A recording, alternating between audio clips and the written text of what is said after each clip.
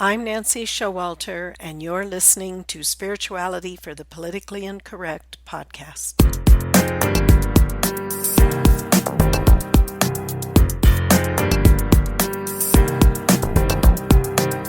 Welcome, all radical paradigm shifters and creative change makers. You who dare to create a better life and a better world. Tap into the power that resides within you and use that power for constructive change.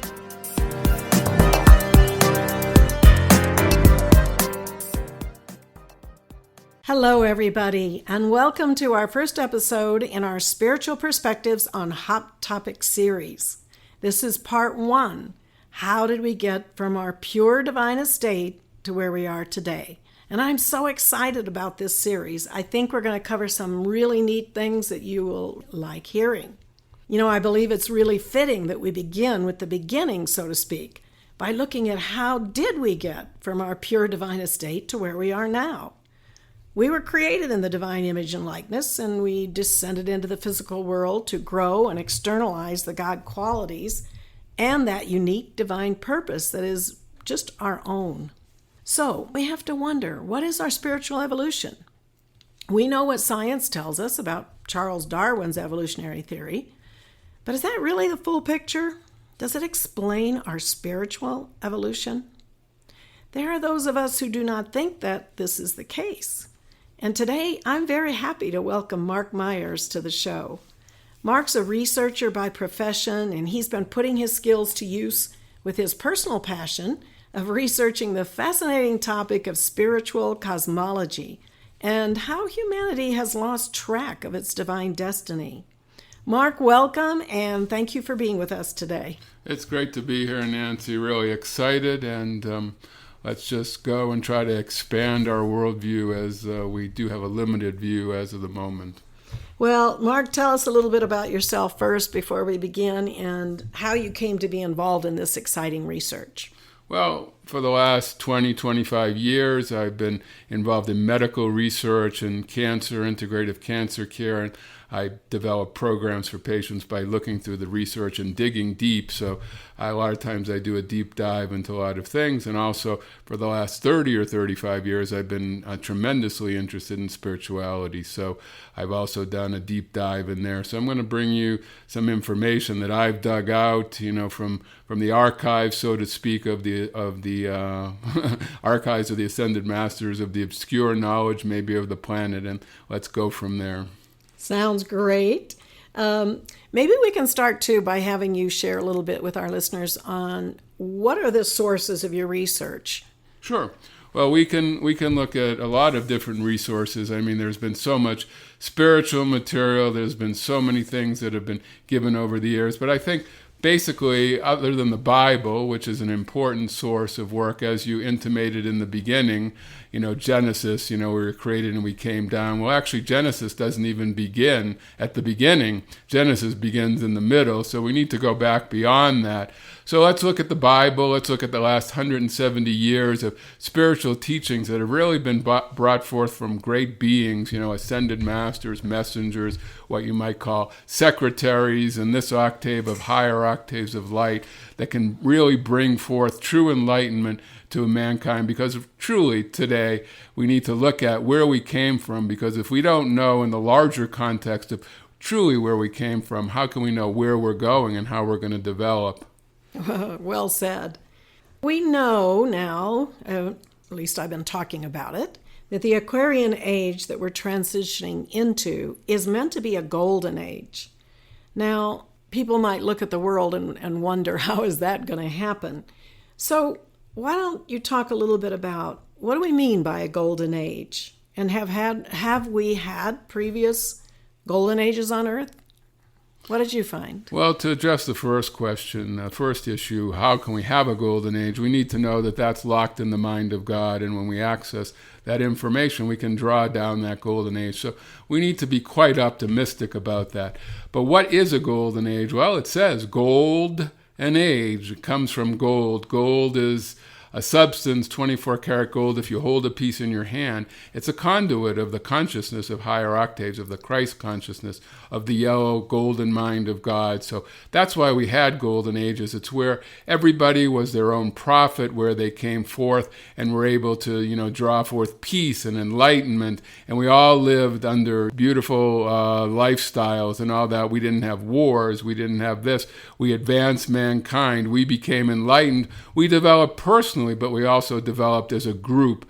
So this is where we're headed. We're headed to the next golden age. And to be able to do that is the topic of today. We have to understand why we're in this darkness today. And there are different theories out there amongst different things that are proposed.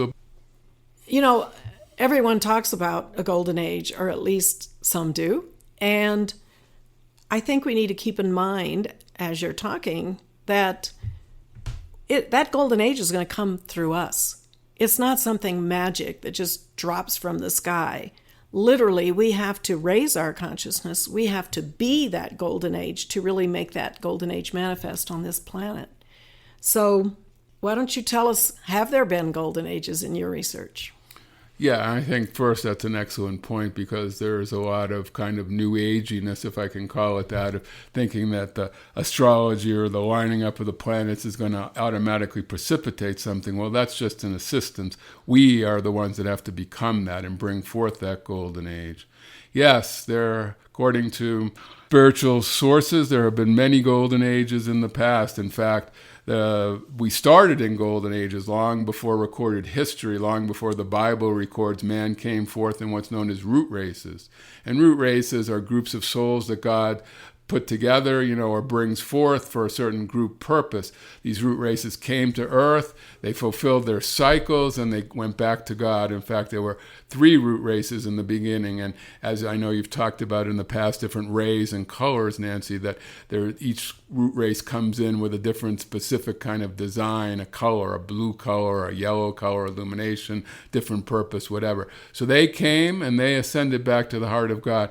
We had a problem in the 4th root race, and this is where we're going to talk about today. So the 4th root race was doing fine until all of a sudden the Bible records what's known as the Great Rebellion of Lucifer. We had an incredible catastrophe in this galaxy and surrounding galaxies where angels fell, as recorded in the Bible, and they were kicked out of heaven by the legions of Archangel Michael and his mighty legions. And they says in the Bible, woe to you inhabitants of the earth, because they came down here.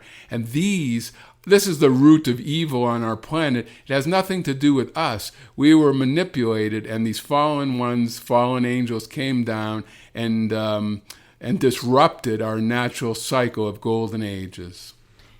But of course, our responsibility in that little drama was that we started to listen, and we started to accept and absorb some of these attitudes of these fallen angels, and started shifting our vision away from our own individual divine identity, which is God within us, and God in the whole universe.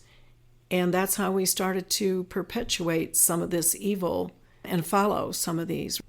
Well, of course, this is our topic today. Our topic is that we have to know where we've been and how we've been manipulated so we can take responsibility and get our way out of this. In legal terms today, ignorance of the law is no excuse. Well, we have no excuse either. We have to regain that God-given quality of illumination and understanding that we can move forward. And, since the 4th root race, there have been scattered golden ages, but it always seems like when we create a golden age that these fallen ones come in and they somehow manipulate our minds again to be able to bring us down. We had a golden age about 70,000 years ago in the Sahara, which was not a desert at that time. That golden age was brought down. We had golden ages on Atlantis about 35,000 years ago, or actually an embodiment of Jesus led 10 million people into that golden age. Flames burned there that were physical, that don't burn today in temples.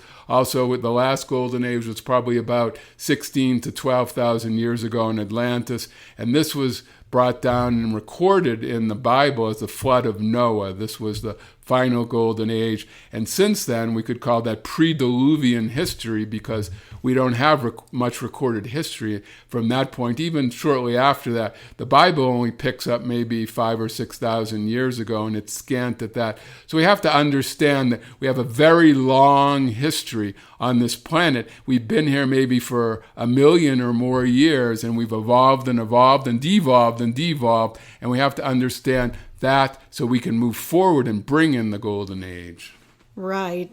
We have a lot of different evolutions on this planet. We can see that. We can see we have everything from the mastering life in the meditating in the cave, or the spiritual person who's evolved and enlightened, to those who are committing some pretty heinous crimes against humanity, and everything in between. So you want to talk a little bit about how did we get to this place on this planet?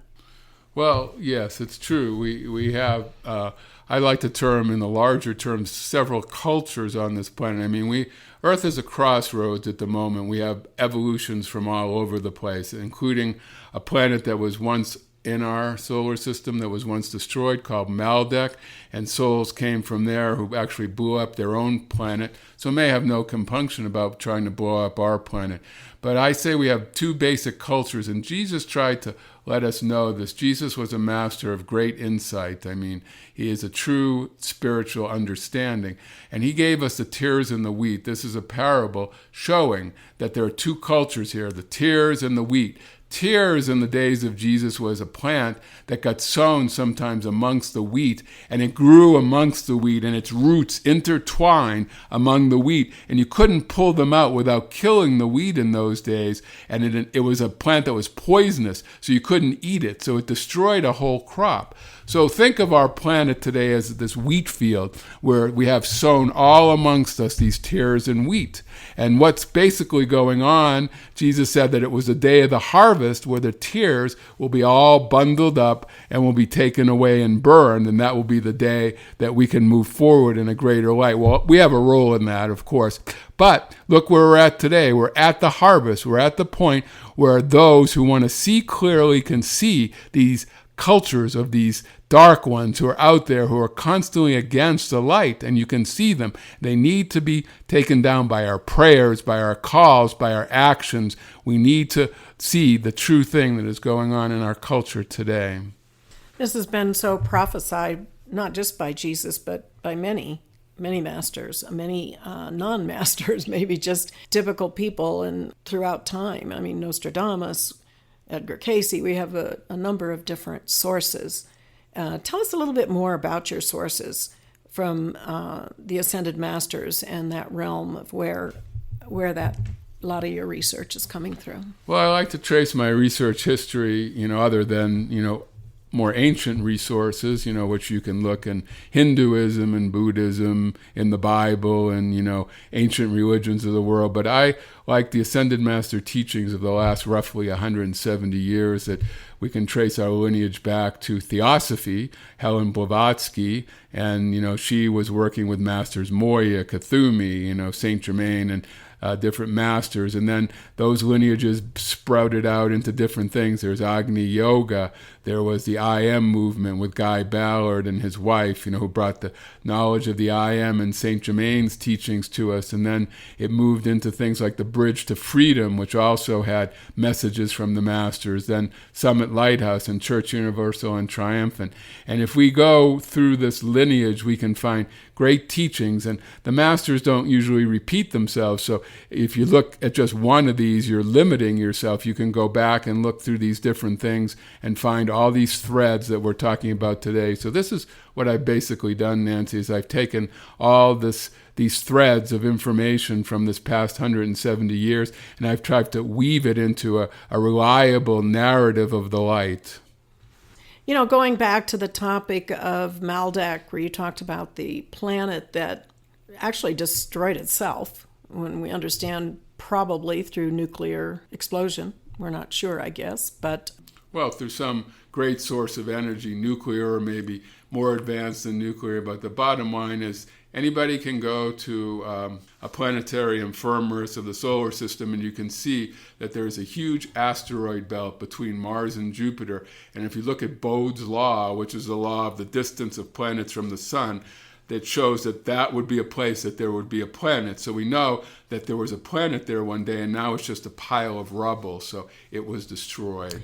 Right. And some of those evolutions came here. About a third of them came here, and the Earth opened their arms saying, come on, and we'll help you evolve. But I think as it turns out, those from Meldeck were pretty advanced technologically, more advanced than here on Earth, and actually taught the evolutions of Earth the ways of war that were not here before, as you described. Well, all that information is absolutely correct. I mean, now we're talking about, when we say they came here, we're talking about their souls came here. All of us understand we have a soul and a consciousness, and cosmic councils, which are higher councils, decided that about a third of the Maldeckians were actually redeemable. Their souls, had moved enough towards the light that they wouldn't be put what through the Bible is known as the second death, where the soul is actually reassimilated into God. It has no identity anymore. So yes, they came to Earth, but the cosmic councils were expecting that the fourth root race, as we talked about before, which was on Lemuria, ancient continent in the Pacific, huge continent, 5,000 square miles or something out there where Hawaii is, and all the way through the Pacific. They came there, and the cosmic councils were expecting the innocent souls of Earth, the fourth root race, to tutor and mentor these I'm going to call them laggards. And the reason we call them laggards is because their consciousness is lagging behind spiritually. They're more focused on material gains than spiritual development. When they came here, a great miscalculation happened. Instead of the innocent children of the fourth root race here mentoring them, they became in charge and they took over, and we had all kinds of devastation going on the earth, and all kinds of horrific things that ended up in actually the sinking of the continent of Lemuria because of all the desecrations that went on from these laggards from Meldeck. And then we have the dynamics, as you mentioned before, of Lucifer, which is a very high-level archangel in heaven, who rebelled against God, thinking he can do it better, and took a lot of angels with him. So these fallen angels, when they fell to the earth, meaning they incarnated on the earth, just as you're talking about the Maldeckians incarnated on the earth, and they started their evolution here. So we have in the Bible, it talks about Lucifer, Satan, all of those that are rebelling against God. They're really rebelling against their own nature, because there's only one source, one God. We all came from there. But when you cut off your own connection to your source, to your inner identity of God, then you have to go find that energy and light somewhere else to keep sustaining your life cycle. And everyone has a life cycle. Many people say, why doesn't God do this? Why doesn't God do that? Well, we were given dominion here, and God doesn't interfere with our free will. We were given dominion and free will. And every live stream, every one of us has a cycle. And we can create positive or negative. It's up to us. Absolutely. It's absolutely up to us, and this is the underlying thesis of what we're talking about today. We need to take dominion over the earth. But what you were talking about is a point that predates Meldeck. This is known as the Great Rebellion, and this is the point that's actually recorded before creation in the Bible. It predates Genesis, but it is recorded in the New Testament in the book of Revelations, which most people realize is very cryptic. But it talks about how these angels fell. It talks about the Great Rebellion, and basically these angels fell through ego. They thought that they, shouldn't have to worship the Most High. They could do it better. And they fell, and they created havoc throughout our entire galaxy. And it's been many millions of years. Eventually they came to Earth, and they probably came to Maldek. They're probably behind the blowing up of Maldek there too, although, who knows where that is, but that would be a good speculation. But they definitely came to Earth. And this is the battle we face today. So many practicing Satanists in our nation and our world, and they're becoming more and more to the front. You're seeing more and more articles written about them, and this is what we're up against. Satanism is a Luciferian great rebellion religion where they basically invert everything. Everything of God is inverted, so what is good is bad, what is light is dark, so on and so forth. And the whole purpose is not only to destroy us as children of light, but to suck from us that very light that they can't access because that light has been cut off from them because of their rebellion, as you had said earlier. Yes, exactly. So you really have to wonder, though, how can our history be so covered over, so hidden in our culture today?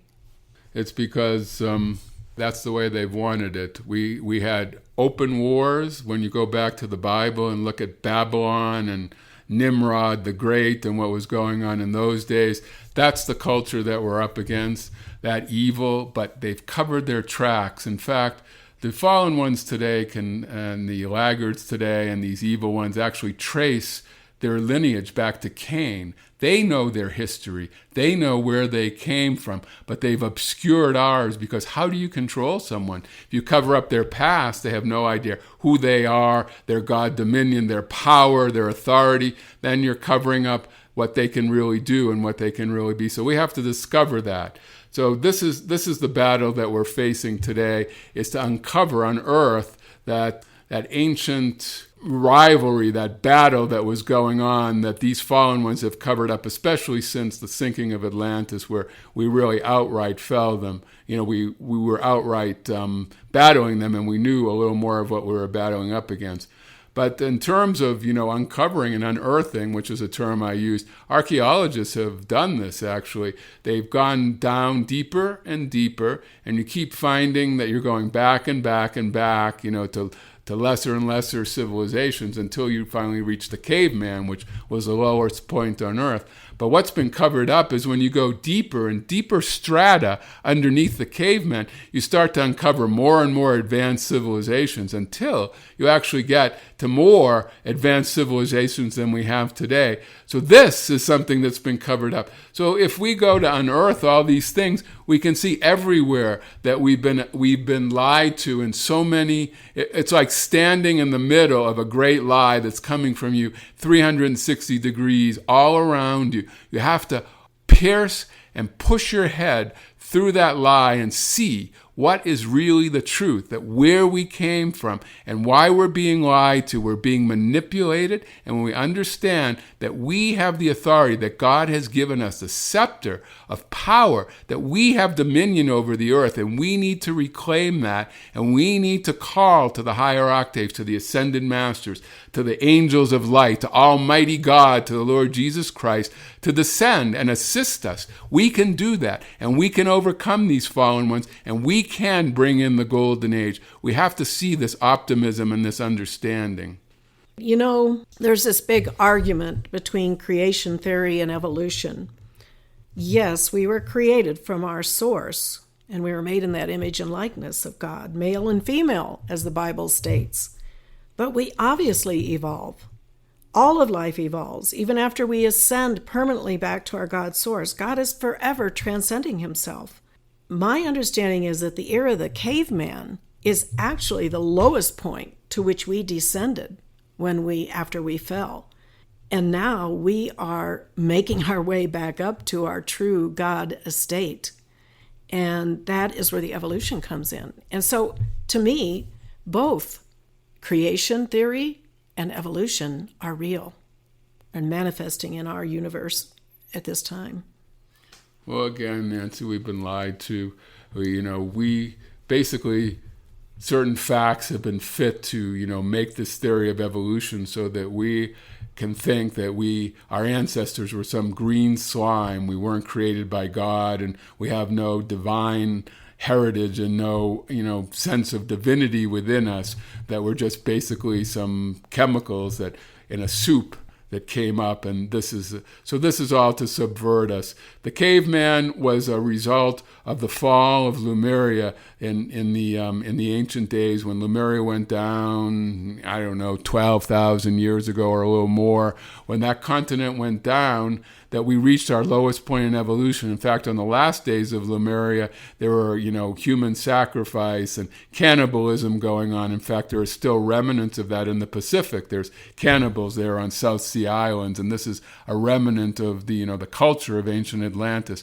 So we had our divinity. We went down to a lowest point, and that's where the caveman came from. So don't buy into this. Evolution is a creation of God. We evolve. It's a important part of our being. For instance, if you move to a higher altitude, say you live at sea level for most of your life, and all of a sudden you move into the mountains, 8, 10, 12,000 feet, your blood actually evolves. It creates certain molecules in there that capture oxygen more tightly. So it's a process of evolution. You didn't have that before. You went up and you evolved. Well, God created these processes. So evolution is just part of the creative process, but we don't look at it as being that's where we came from. That is not our origins. Exactly. And so we shouldn't be divided over this theory of evolution or the theory of creation, because in reality, there's truth to both of them. I mean, we know that the very words of God, I am, is when individualized identity within the one source of God comes into existence. That's us, the I am presence. And once we can say I am, we have consciousness. There's no other evolution on the planet. Many life forms might have great intelligence, but none other than the human can say I am. And with that understanding and consciousness of self and free will, we can choose to be something different. And there's no other evolution on the planet. Animals, they're subject to their nature, whether they're extremely intelligent or whatever, but they are subject to their nature. Man can say, I am, and man can create by drawing forth. I've talked about this in other sessions, if you want to go back and listen if you haven't heard them. The I am presence, the I am consciousness is that is the divine within us, that when we follow words after the words I am, we are calling upon that divine part of ourselves to create that condition in our world. Well, if you think about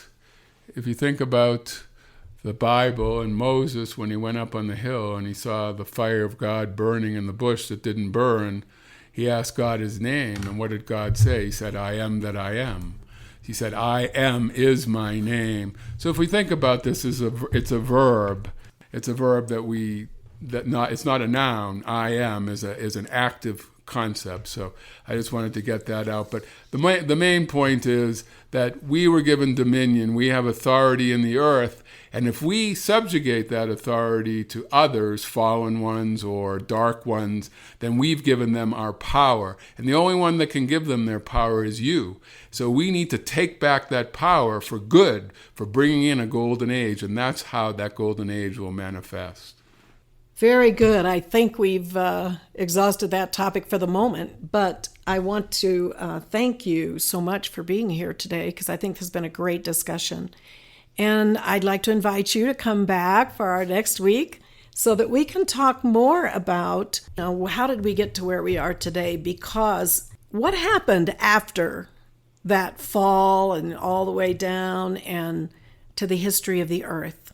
Because we know there was a time when this planet was so void of light that the cosmic councils were just going to allow it to self-destruct, because there was no one involved on the planet, no one embodied that had enough light to sustain that. So I'd like to take that up next week. that whole story. Okay, that'll be great. I think that that's the next logical step. I mean, we need to see where we're going to go. We've talked about some of our origins. Now let's talk about where we're going to go to. Right. And again, this is foundational to understand some of the social issues that we're facing today. And I want to take up as we go along in the weeks, because we, like Mark is saying, we have to understand where we've come from, who we are, and where we're going. And that's like the basic context by which we can look at some of the issues from a spiritual perspective that we're facing today. Now, we know we have the teachings from the Bible, the teachings from some of the books that didn't make it into the Bible, the official Bible, plus the teachings of the Ascended Masters, and a lot of science that's coming forth at this time. And don't forget Eastern teachings as well. And, well, the world religions. Right, yeah. Yeah, exactly. And we are going to be talking about some of the various concepts of the world religions. So please join us next week for this amazing discussion. And thank you so much, Mark, for being with us and sharing your research and knowledge. It's been a great joy. Pleasure to be here, and peace to all. We'll see you next week. Until then, keep an open mind, a generous heart, and a powerful spirit. I'm Nancy Showalter, and you've been listening to Spirituality for the Politically Incorrect. Thank you for being with me today, and if you enjoyed this episode, don't forget to subscribe on iTunes. And to follow more of my work, visit me at nancyshowalter.com.